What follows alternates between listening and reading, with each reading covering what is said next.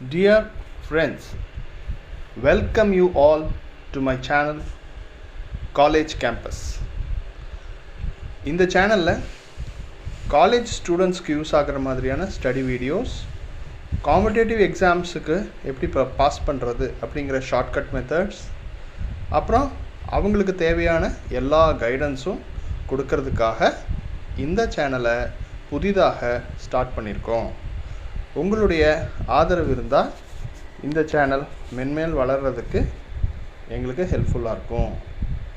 இந்த particular video எதுக்கு போடுறோம், இதுதான் எங்கள் ஃபஸ்ட் வீடியோ. இது எதுக்கு போடுறோம் அப்படின்னா, பாரதியார் யூனிவர்சிட்டி செகண்ட் செமஸ்டரில் ப்ரொஃபஷ்னல் இங்கிலீஷ் ஃபார் ஆர்ட்ஸ் ஸ்டூடெண்ட்ஸ்க்கு சொல்லிக் கொடுக்கறதுக்காக, அவங்களுக்கு ஈஸியாக அந்த சப்ஜெக்டை புரிய வைக்கிறதுக்காக போடுறோம். இப்போ நான் போடுற இந்த particular video, it is not for science student, it is only for arts student. அதனால் சயின்ஸ் ஸ்டூடெண்ட் யாரும் இதை ஃபாலோ பண்ணிவிட்டு ஏமாந்துட வேண்டாம். This is only for arts student, அதாவது commerce, history, economics, geography, political science இவங்களுக்கு. எதற்காக இந்த வீடியோ? இந்த பாரதியார் யூனிவர்சிட்டியில் ப்ரொஃபஷனல் இங்கிலீஷில் ஒரு பேப்பர் இன்ட்ரடியூஸ் பண்ணி அதை கட்டாயம் உங்களுக்கு கண்டிப்பாக, மிக கண்டிப்பாக எக்ஸாம்ஸ் வைக்க போகிறாங்க. அதுக்கான சிலபஸ், அதுக்கான மெட்டீரியல் எல்லாம் பாரதியார் யூனிவர்சிட்டி வெப்சைட்டில் இருக்குது. அதுக்கான லிங்க்கும் இந்த வீடியோனுடைய முடிவில் கடைசியில் கொடுக்குறேன். நீங்கள் அதில் போய் டவுன்லோட் பண்ணிக்கலாம். பட் ஒரு மொழிங்கிறது படித்தா புரியாது, அது பேசணும், அதை சொல்லிக் கொடுக்கணும். அப்போ உங்களுக்கு அது எளிதில் புரியும். அதற்கான ஒரு சிறிய முயற்சி தான் இந்த வீடியோ. வாங்க ஃப்ரெண்ட்ஸ், இப்போ வீடியோக்குள்ளே போகலாம். ஃப்ரெண்ட்ஸ், இந்த ஃபஸ்ட்டு ஸ்லைடில் என்ன சொல்லியிருக்காங்க அப்படின்னா, யூனிட் 1ல் இருக்கக்கூடிய ஃபஸ்ட்டு டாபிக் கம்யூனிகேட்டிவ் காம்பிடன்ஸ் பற்றி சொல்லியிருக்காங்க. Read the following quotes given below and select the one of quotes which you like very much and give the reasons for selecting it. அப்படின்னா கீழ்கண்ட குறிப்பிட்டிருக்கக்கூடிய இந்த போதனைகளில் உங்களுக்கு மிகவும் பிடித்தமான ஒரு வரியை, ஒரு போதனையை நீங்கள் தேர்ந்தெடுக்கவும் அப்படின்னு அர்த்தம். இதில் பார்த்தீங்கன்னா அறிஞர்கள் சொன்ன வாக்கியங்களை கொடுத்துருக்குறாங்க. The truth is like a lion, you don't have to defend it, let it loose, it will defend itself. It is by Saint Augustine. Never discourage anyone who continually makes progress, no matter how slow. Plato. Life is very short and anxious for those who forget and past, neglect the present and fear the future. Sinisha. Happiness is when what you think, what you say and what you do in harmony. By Mahatma Gandhi. To succeed in your mission, you must have single-minded devotion to your goal. By APJ Abdul Kalam sir. இப்போ இதில் எனக்கு பிடித்த வாக்கியம் என்னன்னு பார்த்தீங்கன்னா, the truth is like a lion, you don't have to defend it, let it loose and it will defend yourself. இது ஏன் உங்களுக்கு பிடிச்சிருக்கு, இதை பற்றி விளக்கம் கேட்குறாங்க. அவன் என்ன சொல்கிறாங்க, உண்மை என்பது சிங்கத்தை போன்றது, நீங்கள் அதை தற்காக்க வேண்டிய அவசியம் இல்லை, அது தன்னை, உங்களையும் சேர்த்து தன்னையும் தற்காத்து கொள்ளும் அப்படின்னு சொல்கிறாங்க. அதனால் இந்த வரி எனக்கு ரொம்பவும் பிடிச்சிருக்கு. உண்மை, everyone should be honest, everyone should be truthful. மேல்மட்டத்திலிருந்து மாணவர்களாகிய கீழ்மட்டமாக இருக்கக்கூடிய நம்ம வரைக்கும் உண்மைக்கு தான் வலிமை அதிகங்கிறத செயின்ட் அகஸ்டின் சொல்லியிருக்காரு. அதனால் இந்த வாக்கியம் எனக்கு பிடிச்சிருக்கு ஃப்ரெண்ட்ஸ். இதே மாதிரி எல்லா வாக்கியங்களுக்கும் அர்த்தங்கள் இருக்குது. நீங்கள் அதனுடைய அர்த்தங்களை கண்டுபிடிச்சி இதுக்கான விளக்கத்தை இந்த ஃபஸ்ட்டு டாப்பிக்கில் இப்போ நெக்ஸ்ட்டு ஸ்லைடு பார்த்துட்டோம் அப்படின்னு கேட்டிங்கன்னா, pre listening exercise, match the words in column A with the meanings இன் காலம் பி. அதாவது காலம் ஏல நிறைய வார்த்தைகளை கொடுத்துருக்காங்க. காலம் பியில் பார்த்தீங்கன்னா அதுக்கான அர்த்தத்தை, மீனிங்கை, சினானிமை பொறுத்த சொல்லி கேட்டிருக்காங்க. இது அவங்களுடைய புக்கில் கீழே மேலேயும் இருந்தது, மாறி மாறி இருந்தது.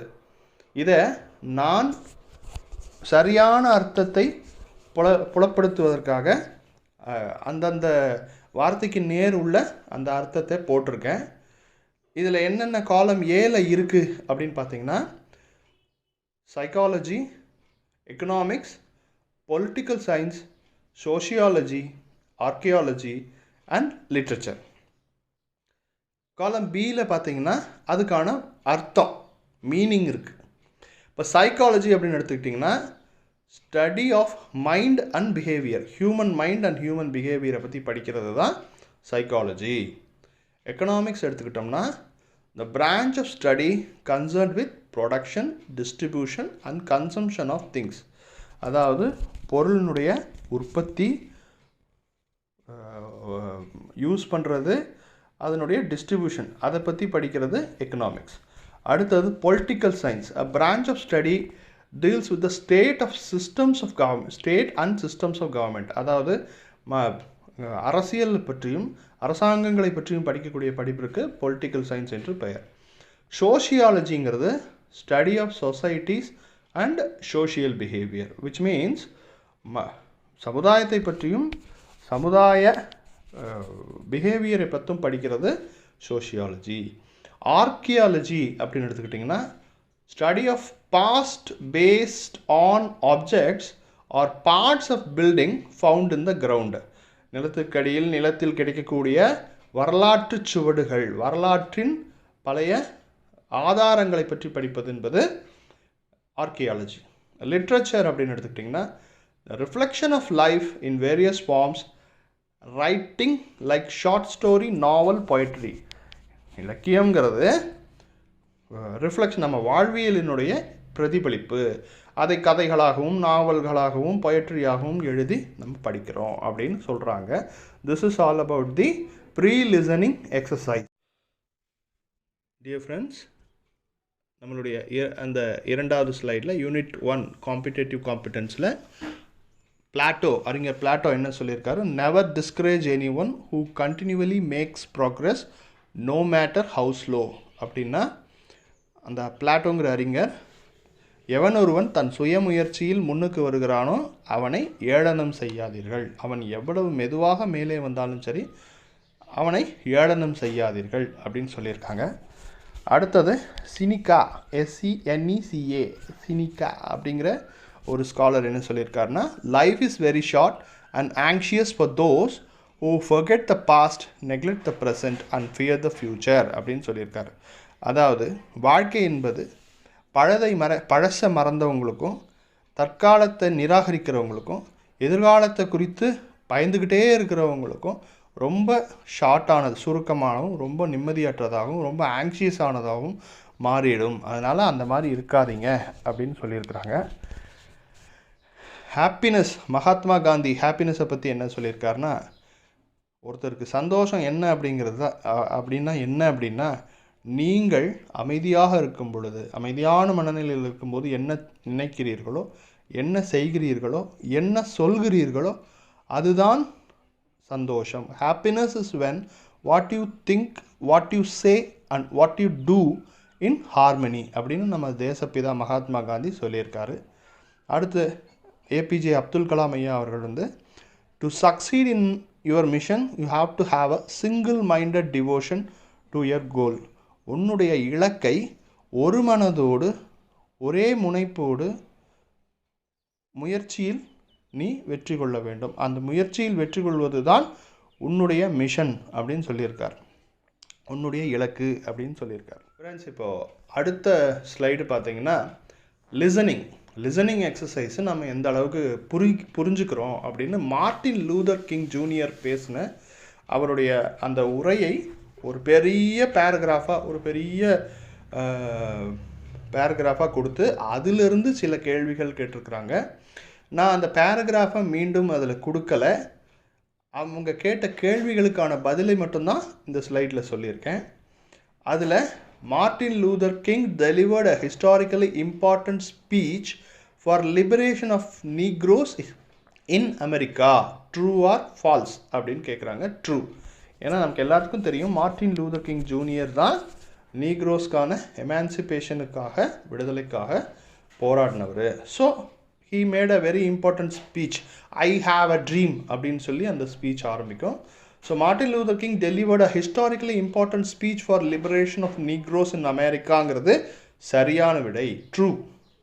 அடுத்து பாருங்க, Martin Luther King did not fight for the freedom of black people in America அப்படின்னு கொடுத்துருக்குறாங்க.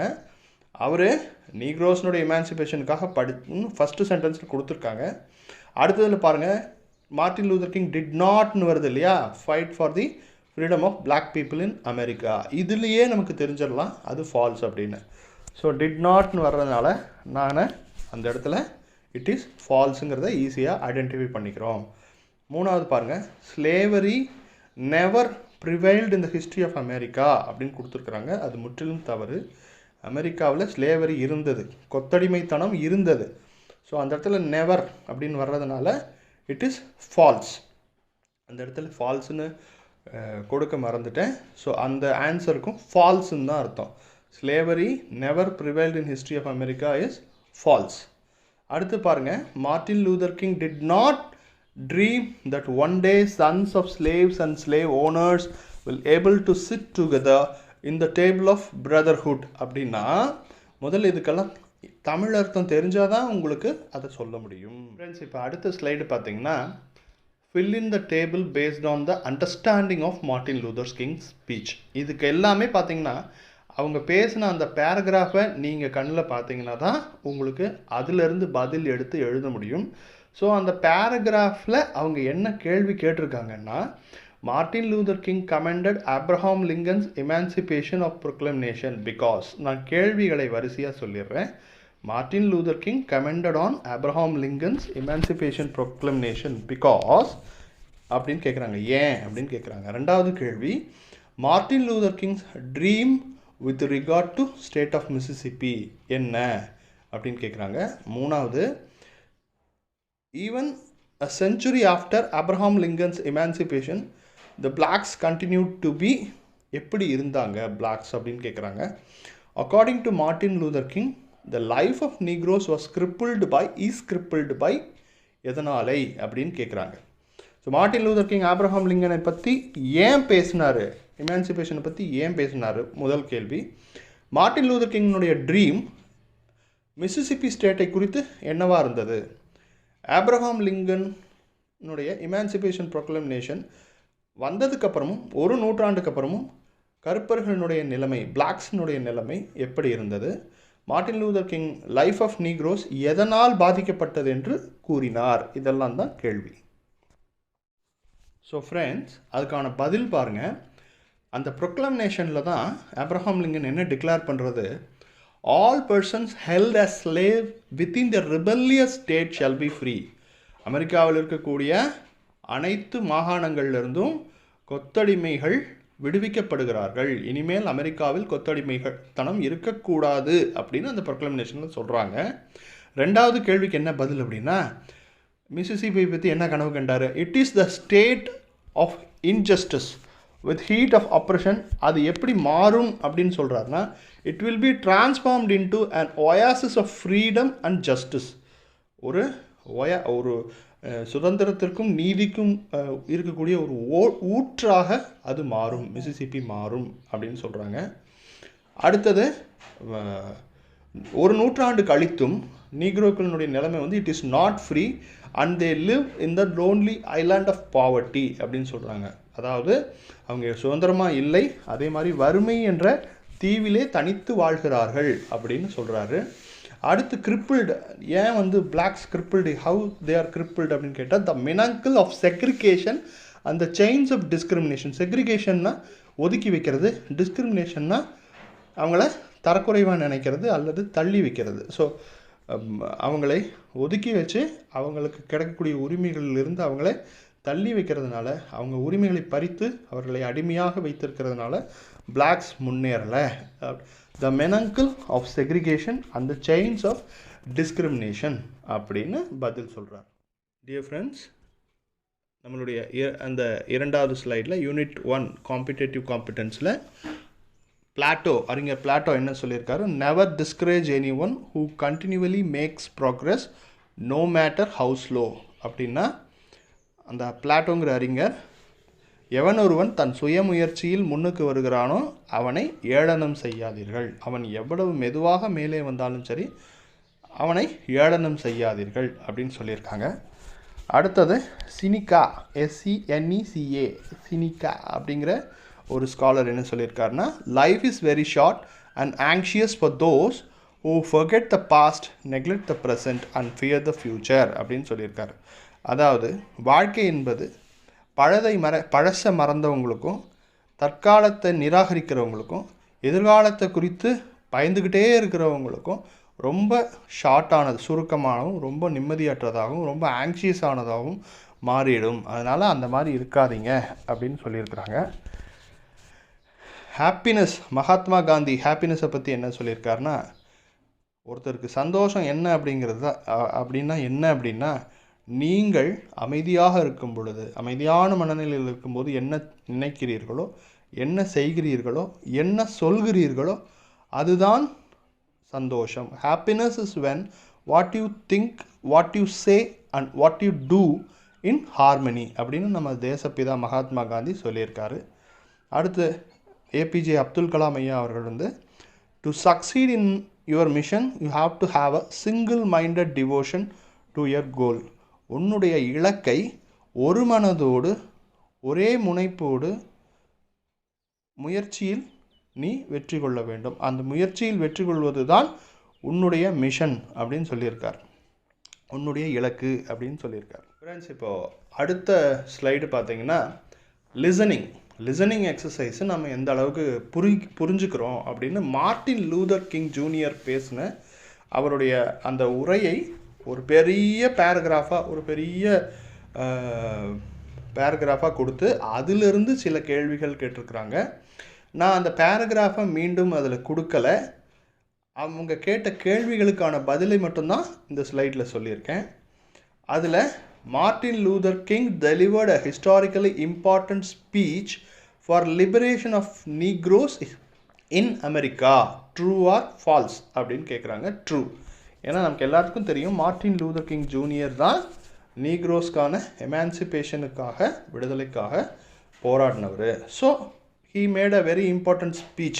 I have a dream அப்படின்னு சொல்லி அந்த ஸ்பீச் ஆரம்பிக்கும்.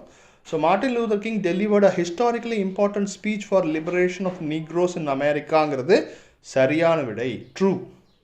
அடுத்து பாருங்க, Martin Luther King did not fight for the freedom of black people in America அப்படின்னு கொடுத்துருக்குறாங்க. அவர் நீக்ரோஸ்னுடைய எமான்சிபேஷனுக்காக ஃபஸ்ட்டு சென்டென்ஸில் கொடுத்துருக்காங்க.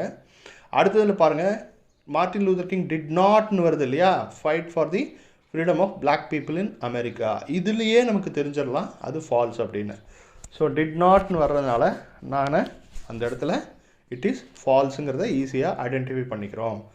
மூணாவது பாருங்கள், slavery never prevailed in the history of America அப்படின்னு கொடுத்துருக்குறாங்க. அது முற்றிலும் தவறு. அமெரிக்காவில் ஸ்லேவரி இருந்தது, கொத்தடிமைத்தனம் இருந்தது. ஸோ அந்த இடத்துல நெவர் அப்படின்னு வர்றதுனால இட் இஸ் ஃபால்ஸ். அந்த இடத்துல ஃபால்ஸுன்னு கொடுக்க மறந்துட்டேன். ஸோ அந்த ஆன்சருக்கும் ஃபால்ஸுன்னு தான் அர்த்தம். Slavery never prevailed in history of America is false. அடுத்து பாருங்கள், Martin Luther King did not dream that one day sons of slaves and slave owners will able to sit together in the table of brotherhood அப்படின்னா, முதல்ல இதுக்கெல்லாம் தமிழ் அர்த்தம் தெரிஞ்சால் தான் உங்களுக்கு அதை சொல்ல முடியும். ஃப்ரெண்ட்ஸ், இப்போ அடுத்த ஸ்லைடு பார்த்தீங்கன்னா, fill in the table based on the understanding of Martin Luther King's speech. இதுக்கு எல்லாமே பார்த்தீங்கன்னா அவங்க பேசின அந்த பேராகிராஃபை நீங்கள் கண்ணில் பார்த்தீங்கன்னா தான் உங்களுக்கு அதிலிருந்து பதில் எடுத்து எழுத முடியும். ஸோ அந்த பேராகிராஃபில் அவங்க என்ன கேள்வி கேட்டிருக்காங்கன்னா, Martin Luther King commented Abraham Lincoln's emancipation of proclamation because, நான் கேள்விகளை வரிசையாக சொல்லிடுறேன். Martin Luther King commented on Abraham Lincoln's Emancipation Proclamation because அப்படின்னு கேட்குறாங்க. ஏன் அப்படின்னு கேட்குறாங்க. ரெண்டாவது கேள்வி, Martin Luther King's dream with regard to state of Mississippi என்ன அப்படின்னு கேட்குறாங்க. மூணாவது, even a century after Abraham Lincoln's emancipation the blacks continued to be, எப்படி இருந்தாங்க blacks அப்படின்னு கேட்குறாங்க. According to Martin Luther King, the life of Negroes was crippled by எதனாலை அப்படின்னு கேட்குறாங்க. So Martin Luther King Abraham லிங்கனை பற்றி ஏன் பேசினார், எமான்சிபேஷனை பற்றி ஏன் பேசினார்? முதல் கேள்வி. மார்ட்டின் லூதர் கிங்கினுடைய ட்ரீம் மிசிசிப்பி ஸ்டேட்டை குறித்து என்னவாக இருந்தது? ஆப்ரஹாம் லிங்கனுடைய எமான்சிபேஷன் ப்ரொக்ளமேஷன் வந்ததுக்கப்புறமும் ஒரு நூற்றாண்டுக்கு அப்புறமும் கருப்பர்களுடைய நிலைமை, பிளாக்ஸினுடைய நிலைமை எப்படி இருந்தது? Martin Luther King life of Negroes எதனால் பாதிக்கப்பட்டது என்று கூறினார்? இதெல்லாம் தான் கேள்வி. ஸோ ஃப்ரெண்ட்ஸ், அதுக்கான பதில் பாருங்கள். அந்த ப்ரொக்ளமேஷனில் தான் ஆப்ரஹாம் லிங்கன் என்ன டிக்ளேர் பண்ணுறது? All persons held as slave within the rebellious state shall be free. அமெரிக்காவில் இருக்கக்கூடிய அனைத்து மாகாணங்கள்லேருந்தும் கொத்தடிமைகள் விடுவிக்கப்படுகிறார்கள். இனிமேல் அமெரிக்காவில் கொத்தடிமைகள் தனம் இருக்கக்கூடாது அப்படின்னு அந்த ப்ரொக்ளமேஷனில் சொல்கிறாங்க. ரெண்டாவது கேள்விக்கு என்ன பதில் அப்படின்னா, மிசிசிப்பி பற்றி என்ன கனவு கண்டார்? It is the state of injustice with heat of oppression. அது எப்படி மாறும் அப்படின்னு சொல்கிறாருன்னா, it will be transformed into an oasis of freedom and justice. ஒரு சுதந்திரத்திற்கும் நீதிக்கும் இருக்கக்கூடிய ஒரு ஊற்றாக அது மாறும், மிசிசிப்பி மாறும் அப்படின்னு சொல்கிறாங்க. அடுத்தது, ஒரு நூற்றாண்டு கழித்தும் நீக்ரோக்களினுடைய நிலைமை வந்து it is not free and they live in the lonely island of poverty அப்படின்னு சொல்கிறாங்க. அதாவது அவங்க சுதந்திரமாக இல்லை, அதே மாதிரி வறுமை என்ற தீவிலே தனித்து வாழ்கிறார்கள் அப்படின்னு சொல்கிறாரு. அடுத்து கிரிப்பிள்டு. ஏன் வந்து blacks crippled, how they are crippled அப்படின்னு கேட்டால், the manacle of segregation and the chains of discrimination. செக்ரிகேஷன்னா ஒதுக்கி வைக்கிறது, டிஸ்கிரிமினேஷன்னா அவங்கள தரக்குறைவாக நினைக்கிறது அல்லது தள்ளி வைக்கிறது. ஸோ அவங்களை ஒதுக்கி வச்சு அவங்களுக்கு கிடைக்கக்கூடிய உரிமைகளிலிருந்து அவங்கள தள்ளி வைக்கிறதுனால, அவங்க உரிமைகளை பறித்து அவர்களை அடிமையாக வைத்திருக்கிறதுனால blacks முன்னேறலை. The menacle of segregation and the chains of discrimination அப்படின்னு பதில் சொல்கிறார்.